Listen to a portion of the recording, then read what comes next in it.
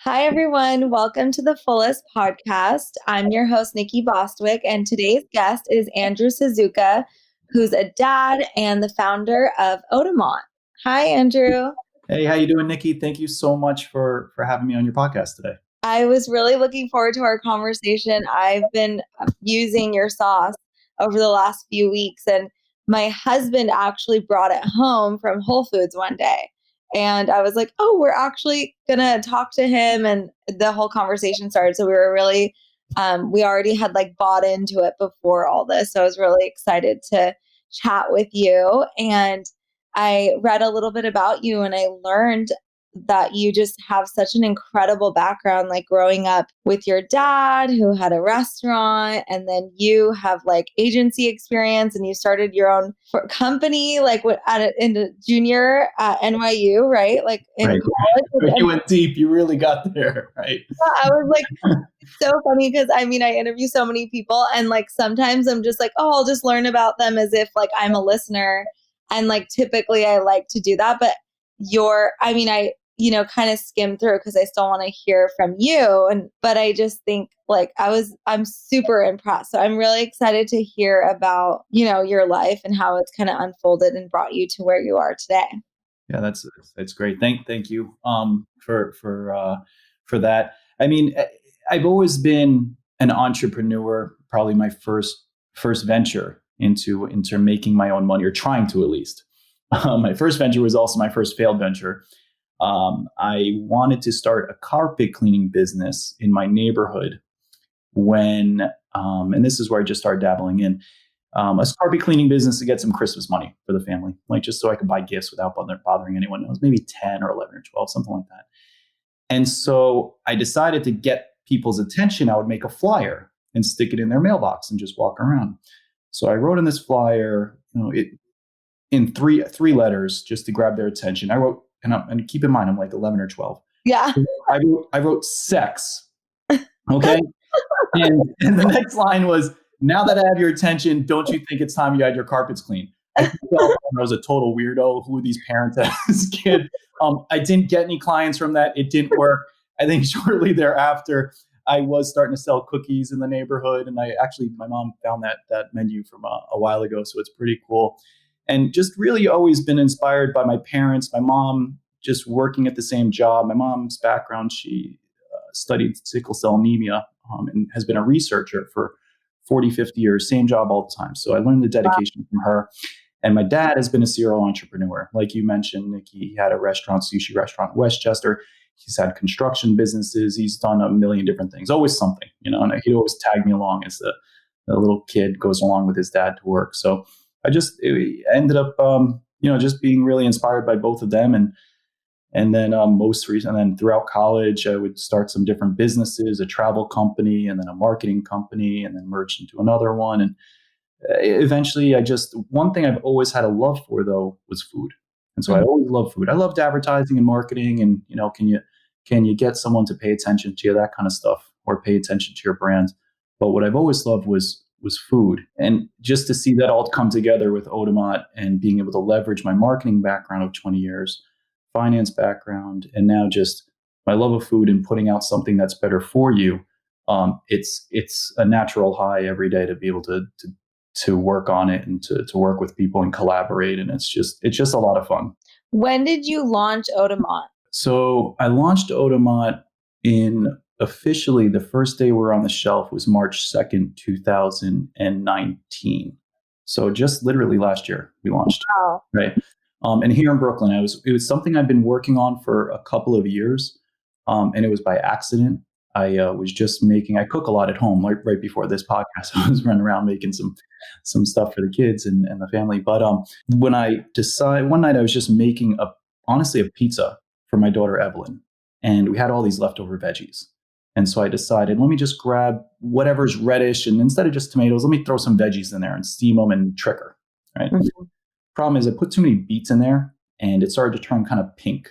And so I knew, she was 5 or 6 at the time. I knew she was not going to have that. She was just like regardless pizza. So I had to turn down the lights and turn it into this fun, let's make pizza in the dark. Because I knew once I got the cheese on there, I was good. I just had to cover it. I just had to cover the pink sauce with the white cheese and we were good.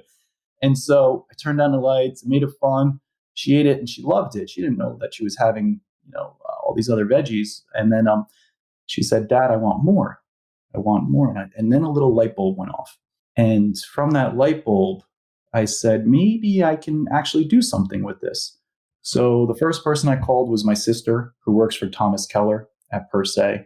And I said, Kim, I want to make this veggie sauce, like this super sauce. I don't know what to call it. I called it a super sauce, actually, until the lawyer told me not to call it super sauce. And then she had helped me with it. And then I spoke to another friend, and he had put me in touch with his stepson, who's Maxime Billet. And Maxime co-wrote Modernist Cuisine, 2,500 pages on the science of cooking. And wow. So Max and I got together and collaborated for a couple of years with the mission of making the most nutritious and, of course, delicious sauce on the planet. You can't make something really healthy and not taste great. And then it just, and I never had any experience commercializing a food, right? Okay. I was wondering that because, being in the ad world, I wasn't sure. Right. So the ad world I was in for close to 20 years and still in right now, it was focused on consumer, like our clients were Unilever and we were selling shampoo for them. Okay. Or we were selling chips for Intel, stuff that didn't really matter. But yeah. Even if we were working on a food product, that's just the front side, the marketing, the consumer side, but actually how it gets done. Yeah. It was always curious to me how, to have this idea. I'm the kind of person that I kind of love the challenge. You see a headache or a roadblock or something different and you kind of like it. You're like, oh, this is a little puzzle to me. So yeah. How am I going to take this sauce that we have a recipe for and actually commercialize it? Yeah, yeah. And that, every day we were learning. I probably had, the first thing is you got to find the right factory. That's one of the first things. Mm-hmm. And I probably had 49 to 50 no's. And the challenge there was, and this is something I just had to struggle with myself, was that I had a little bit of family and friends invested in me and invested in this idea. And after the 20th, 30th, 40th, 47th, 48th no of because we would show the factories this recipe and it had 10 veggies and these steps and it's not an easy product to make. Yeah. And I have no history. They're like, what have you done before? Nothing. What have you done in this space? So I would just either get ignored or they would say no or come back when you want to buy 1 million jars or something like that. MOQs were crazy.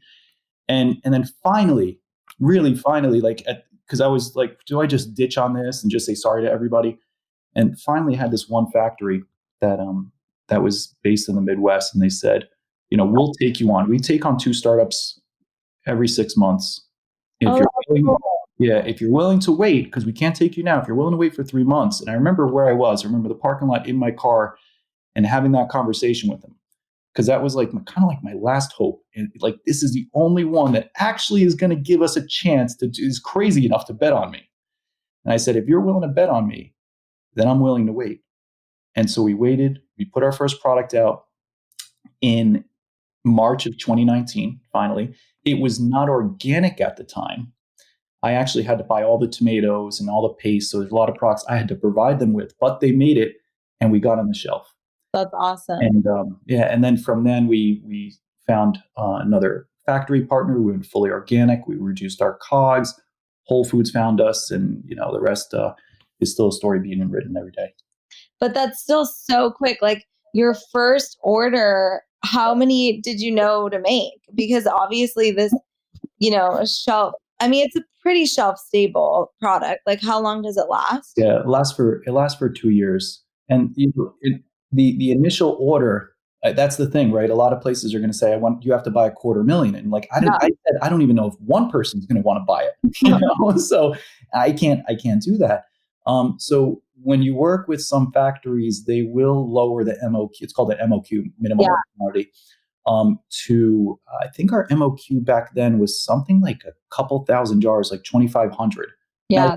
I was like, I'll sell these out of the trunk of my car if I have to. I will get them sold, right? No matter what, I'll get them sold. So, a lot of this you have to bet on yourself. And I've done other businesses where I kind of, wasn't totally convinced even in my internal self that it was going to work. And I think any entrepreneur is going to go through that kind of roller coaster of emotions. You wake up and you're fired up, or you wake up, you're like, oh, this is going to be a challenge, or you're hit with something from the left or the right. And you just have to always be super duper confident, but not overly, because you have to be really willing to listen and take advice, but also put your foot down and be like, no, I'm not going to do that. So it's an interesting blend of emotions and thoughts that go through when you're building a product or building a company. And you have to always have a North Star. And the North Star for me is really, and has been, my daughter, who I like, the reason I started this for, and the reason that it means something. Like, I mean, tonight she had it. Like, she had it for lunch, with her sandwich. I mean, she just loves it. And so when you have something that really means something to you, that you really genuinely want to share, and don't care if you even make a buck or two, it's not about that. It's about putting out something that I feel can make a difference. And as long as I'm doing that, I have no regrets. If everything works out, fantastic. If it doesn't, who cares? Yeah, you did your best. There's investors and there's backers, but it's and they trust me. They let me do my thing. And of course, I understand as a business, and there's P&Ls and things like that. But first and foremost, you got to do something that you really care about. And I do. And no one's going to work harder than me on this business. And it's just pretty cool when you see people gravitate and pick it up, and to think that someone's eating out there that I never met. Sometimes I'll pick up the customer service phones, and I chatted with this one lady for 15 to 20 minutes yesterday. It's just so cool. I don't know who she was.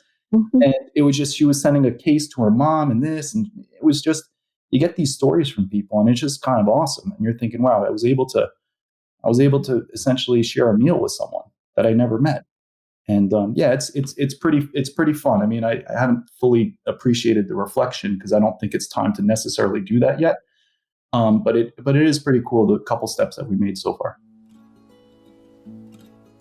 This episode is sponsored by Sundays. Sundays was created when a veterinarian and an engineer who were obsessed with finding the perfect food for their own dogs decided to just make it themselves. Their goal? An easy alternative to kibble that's healthier and tastier, but doesn't require you to whip out the pots and pans. For 30% off your Sundays order, use code THEFULLEST at checkout. So you guys launched basically a year before things with COVID went, the way that they have. So I'm curious, being a sauce, I mean, I've used it for my pasta. I haven't used it, like you mentioned, your daughter used it with her sandwich. I'm so curious. So we'll have to get to that. But like, how has it changed? Like, did sales just like skyrocket with COVID? I mean, it's interesting. So there was definitely this panic buying that happened, right? But we also weren't in every store across the United States. Yeah. So, at that point, we're in a handful. When the pandemic started, we were not slotted in Whole Foods yet. So Whole Foods told us in December, unofficially, 19, like right before Christmas. It was a super cool call. And then officially we got slotted, I believe it was in June, July, something like that this year. So we were already like fairly deep into the pandemic at that point. We're in with some other retailers like Rouse's and Fresh Time. And you definitely see your volume. I mean, my local store here in Brooklyn, he's like, Andrew, give me 20 cases, give me whatever you got, because people were just like hoarding and buying, right? So there is that effect, and you don't want your business, and you don't want to, I'd rather, of course, if it just never happens. But there were sales impacts because of that. I think mostly on QVC. We're doing a lot of QVC as of January earlier this year. And a lot of people who are staying at home. It's an older audience. It's a captivated audience. I mean, in one show, we sold 20,000 jars in 8 minutes. 20,000 jars in 8 minutes. Oh my God, that's insane. Okay, so I really have never watched QVC. I know a really, really well-known CBD brand that said that they're going to launch in QVC, and they're like really cool CBD brand. They'll probably crush. So curious about QVC. Like, can you tell us a little bit more about that? And also, like, have you had experience with QVC because of your background, or was this just kind of like random? No. So I'll tell you the one thing I learned the most out of QVC was how to put on makeup. But honestly, QVC was an offshoot or a benefit of doing some of the food shows that we did last year. Specifically, that was from the Fancy Food Show here in New York. Yeah. That was the lucky part about us launching last year, is that we hit the first one was called the Plant-Based Show, and people started to see us. The QVC broker that we use, Diane, who's fantastic, she actually found us at the first show we did a couple months after launching.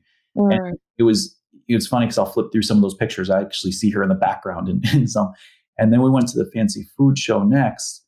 And that's when actually teams of QVC teams, and even the hosts, were walking around. I don't watch that. I never watched that show before. So I didn't know Alberti was a host. And they were just nice people. I see people at the booth and people loving it and seeing the brand, tasting it, whatever. And then a little while after that show, I got an email from Diane, or maybe we chatted at the show, say, hey, I represent a lot of brands on QVC, Better For You brands. And I like to pitch you. And I said, sure, let's do it. They took me, had to go to media training, and then they put me on the first show in sometime in January.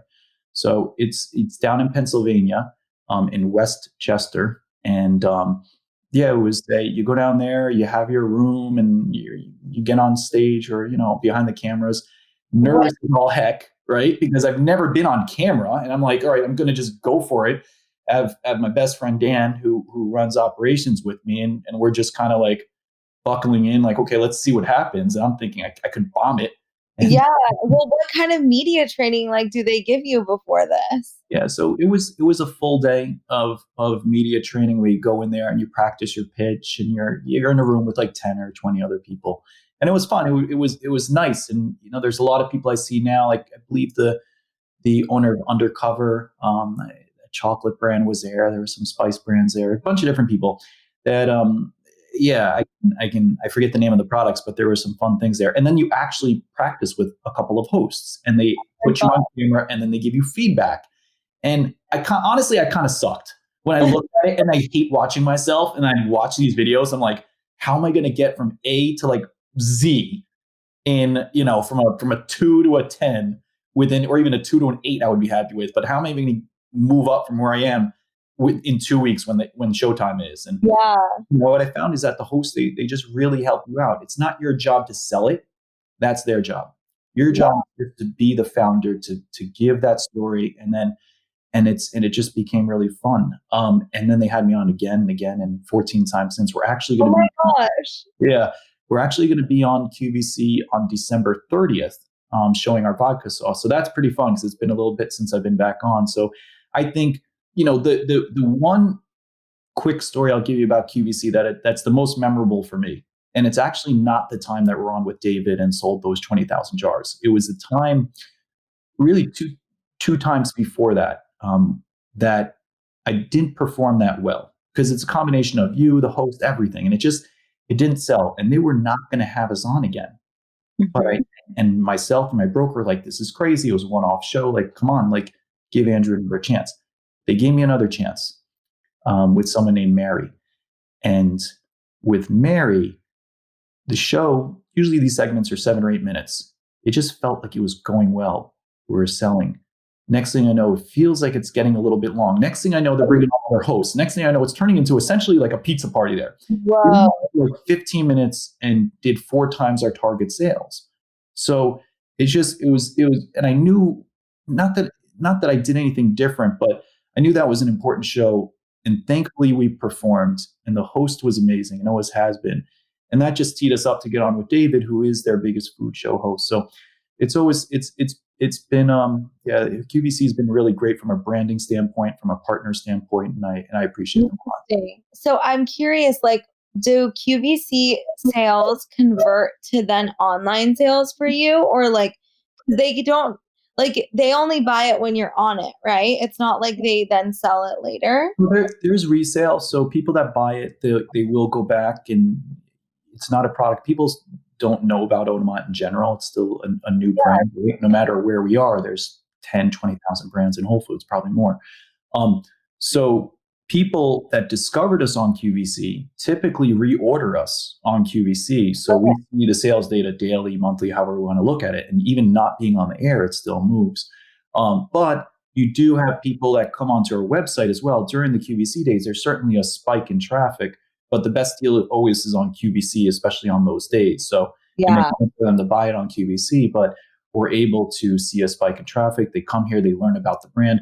I mean, there's no place that you can actually get an audience captivated like that for 7 or 8 minutes. Just imagine even if you're sampling in a store. And if it were me, times 1,000 sampling in the store. Like, I'm lucky if they even give me 2 seconds or even 5 or even like a half a second these days, right? So to be able to speak to an audience and be able to explain things to them, it's nice. They can't taste it. So you have to really help them get a sense of what the sauce is like.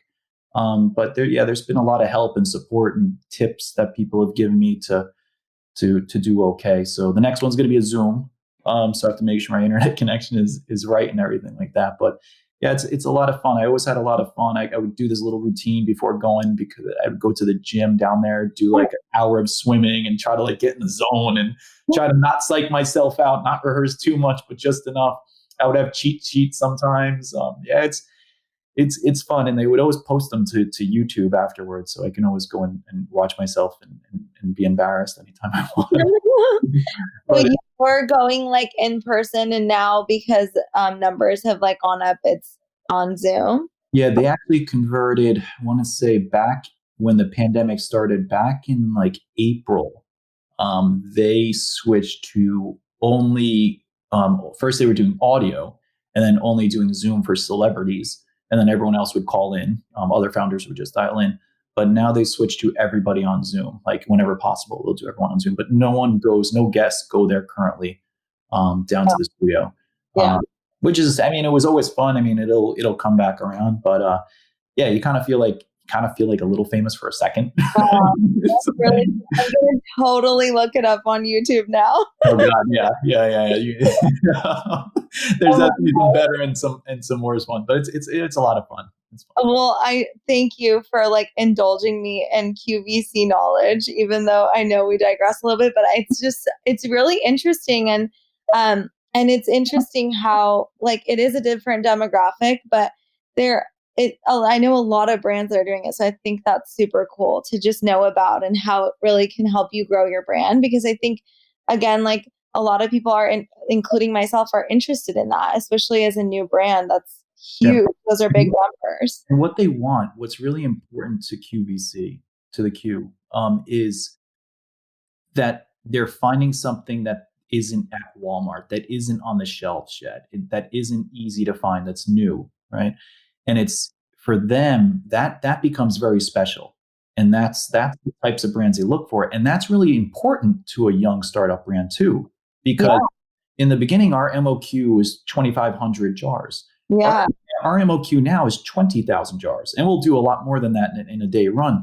But when you're talking about how do I drive my COGS down, the more you make, your agreements should always be the cheaper that you're able to get it for. So doing things like Q and other outlets that can help you move a lot of product in one shot really helped you increase your orders, drive down your costs, and then pass those savings down. I mean, I would love to give our sauce away for free in a perfect world, right? Like, but at the very least, it's also it's an expensive product to make. So over time, and in the business model that you create for these types of things, you have to look at not what am I paying today, but what should I be paying or could I be paying in a year or two from here, and try to price yourself however possible accordingly. Like try to price yourself out in the beginning. When we came out, we were over $10 on the shelf. I mean, 11, some people would sell for 12. It was crazy. And that's something I learned along the way. Now we're $6.99 nationwide. That's incredible. Absorb freight costs that are West Coast is going to be more. Our margins are less on the West Coast because our freight costs are more to take it all the way out there. But for me, it's important from a marketing, advertising, from a communication perspective to be able to say, hey, it's $6.99 anywhere you go. Besides the mom and pop little organic shops here and there that might have to pay a higher price because they're buying it through a distributor that marks them up because they don't have buying power. We we will typically be $6.99 wherever you look: Sprouts, Wegmans, Whole Foods, things like that. Like, how did you get into Whole Foods so quickly? Do you think that being in New York has given you a leg up in all of this? I don't know if it was given being in New York. I think you can really be wherever, but in that specific case, the food shows were certainly helpful. I think it was the food shows and having a product that I can speak to and really believe in. And I think we just a little bit of luck, a little bit of timing, but we met the Whole Foods team, some of them at Expo East, which is in September of 19. So at that point, we had just hired a broker, a retail broker. So I have two types of brokers. I have one who focuses just on QVC, and another one focuses on our retail. And that retail broker, named Andrew Lima, from Off the Grounds, he had known some buyers over at Whole Foods. And so he was in communication with them. Hey, please come by the booth if you can. And eventually they came over. We had a great chat, and they invited us down to Texas to pitch them in October 19, November 19, something like that. And so that's phase one that's really the first step is you need to get in front of the buyers, and then you need to get in front of them when it's time for them to do their annual review of your vertical. So they're not taking in new products. Retailers don't take in new products in new sauces all year round necessarily. They might once in a while do something off cycle, but it's typically a fairly structured process. And once a year, they're going to do what's called a reset. And they're going to take out the lower performers, give other ones a chance, and things like that. So we were lucky in that Whole Foods was doing their annual reviews with brands, current and new, in November. So the timing just worked out really well. And then they told us a month later, hey, we're going to take you on. But their slotting happens about 6, 7, 8 months afterwards. So you kind of get this whole like excitement but it also it's good because it lets you make sure you can get your production is lined up, you have your marketing plans lined up and everything like that. So it was really thanks to the team at New Hope Network, who's always been great to us. And I know their shows are on hold right now, the Expo East, Expo West, but that was really a catalyst for it. And then having the right people on your team that can, get in touch with the right people, and then just having a chance. And then we went down there and we pitched and had some great barbecue while we're at it at Franklin. And it was a good time. I mean, you feel good leaving the meeting. You never know, but to get that call, it's the best Christmas present you can ask for in your in your life, to get something like that. So I try not to focus on it too much. I mean, there's so much to do with a business because that's just step one, right? Yeah. That's just getting to the party, but then you got to dance, right? So then you got to do it and have Yeah, I mean, then becomes, hey, you got to turn on shelf, you got to run promotions, you got to still introduce the brand. I mean, you look at the sauces, look at any vertical, there's a sea of sameness out there, or there's just a lot of options, right? So how do you pop out? And I mean, that's where I try to get as creative as I can. We have something coming up that we haven't really disclosed yet, but it's on December 17th. We're doing a really big cook-along event for registered dietitians. Oh, cool. So we just announced it last week. We emailed a bunch of them, and we had 2,500 signups for a live Zoom cook-along within the first day. It's crazy. So the last one we did, we didn't really market it. It was just a prep, and there was about 150 total that attended 2 different cook-alongs. It was kind of a warm-up, and I was like, all right, let's go harder at this, because that's a community, and those are real influencers. Those are people that influence people. Instagram influencers. I can go on for hours about that. But people that really influence other humans in a positive way. I mean, dietitians spend their life, their professional career, helping people eat better, helping people be healthier, things like that, right? And so that's a community that's really special to me, because that's what I'm trying to do for my daughter, for my wife, and for my son, for myself, right? For my friends that I ever meet. That's a pretty cool purpose to have in life. And so when I uncovered this group of people, and I didn't really realize them, and I didn't appreciate them as much as I should have, because I just didn't know. But once I realized what they do, and for for me, that's an influencer. So what can we do for them to help them introduce our sauces? Well, we did a cook along about a month ago, and we made hummus with our essential sauce. We made cook along kits. So we sent everyone kits, as many as we could. Then we made veggie burgers with the hummus as the binder. We then made carrot cake cupcakes with our carrot bolognese sauce, which you can find on the website, and it's Wow. really good. And then the next day, we just did Bloody Marys. So we sent everyone the spicy sauce and Tito's vodka and said, shake it up and let's drink. Oh my gosh. Okay, tell me all of your sauces right now. Yeah, so the first one's the essential sauce, and it's the core. It's the first sauce we put out. It's the only sauce we had for about 8 months. Mm-hmm. And it's got the 10 veggies. It's all organic, and it's a very mild sauce. So you can mix it up however you want it. It's the one that Evelyn eats, and there's the first one we ever made. It's also very versatile. They're all versatile and thick.